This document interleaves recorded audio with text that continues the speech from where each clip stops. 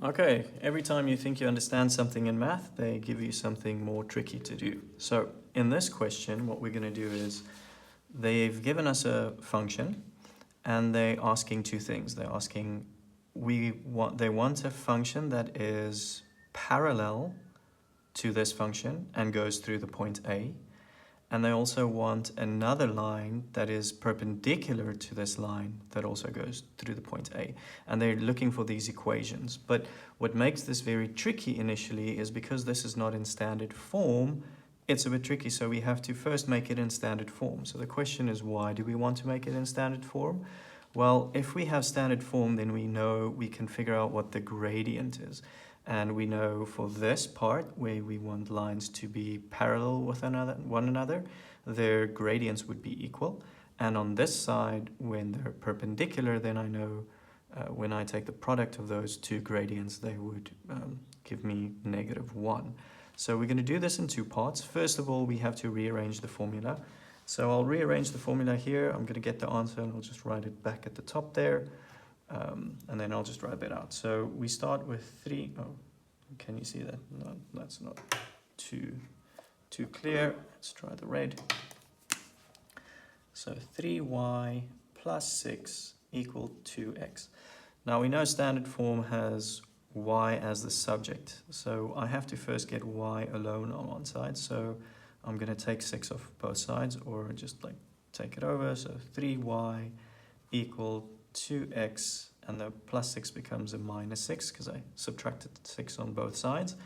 But then still, y here is not alone, so it's not the subject yet because y is mx plus c. That's what we want to get out, and that y has to be alone. So I have to divide by 3. Every single term has to be divided by 3, so those would reduce to 1 or cancel out. And this 2/3 is the 2/3x that we were looking for. And this 6/3 would just be -2. So the new line, or this line in standard form, I'll quickly write it here, is y is equal to 2/3x minus 2. So that is the standard form. So we just had to rearrange the formula to get there. So now the big question is, what do I have to do? So if I have it in standard form, there's one thing that's very important here is the gradient. So I know the gradient is 2/3. So why is that important? Well, let's do the purple on this side. For this equation, obviously my new equation is going to start off with y is mx plus c. But in this equation, I want to have they have to be parallel to one another. So I know my gradient will have to be the same. So if I do my first step here, the gradients would be the same. So 2/3x plus c. And it has to go through this point, 2, 3. So if I use my input values here, which is x and y, and I substitute them in there, then my y will be 3. Equals to 2/3x is going to be 2. I'm going to write it as a fraction just to make it easier because 2 and 2/1 is the same thing. And then plus c. So it's just easier for the next step. So 3 is 2 times 2 is 4. And 3 times 1 is 3 plus c. So to get c, I have to take this over. So 3 minus 4/3 is equal to c.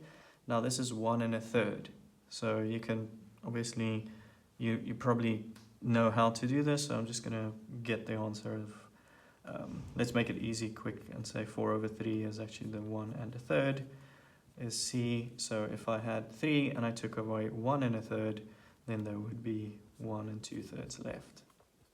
Should be able to calculate that, but if you can't, then use your calculator, I guess. But I would advise using this on your own. So now, what will our new formula be? The one that is parallel would be y is equal to, the m I had is 2/3x and plus 1 2/3. So this line, or this equation, is parallel to this line, and it goes through that point. Okay. Let's look at the perpendicular one, see how we are going to do that. Let's do it in, oh, I blue isn't great, but let's try. So we start off with y is equal to mx plus c, but what I know is the gradient has to be, because it's perpendicular lines, the gradient has to be the reciprocal and it has to be negative. So y is equal to, that's positive, so this has to be negative, and this is 2 over 3, so this is going to be 3 over 2 plus c. And now I just input my two values there. So if they wanted a different coordinate it has to go through, I'll just put that coordinate here, but this is an x and a y value. So in this place of y, I put the 3 and negative, oh, I forgot this x. I keep forgetting this x plus c. Anyway, so negative 3 over 2 times x, which is 2. So I'll put that as 2 over 1 and c. And then 3 is equal to negative times a positive would still be a negative. And the 2 there and the 2 there would cancel out. So I'll just be left with 3, or 3 over 1 plus c. And if I add 3 on both sides, I get c is 6. So my new formula here, well, let's just write it here, c is equal to 6. So the one that's perpendicular would be y is equal to negative 3 over 2 x, just remember the x, plus 6. Okay, so the tricky part here was step 1, knowing that we have to do standard form first. And why standard form? Because we want to find the gradient. Why the gradient? Because for this line they wanted them to be parallel, so the gradients had to be the same, so we put in the same gradient. And for this one we wanted the lines to be perpendicular, so I had to do the reciprocal and change the sign, which I did right over there. And then lastly I just input my x and y values and worked out what my c value is, and there you go.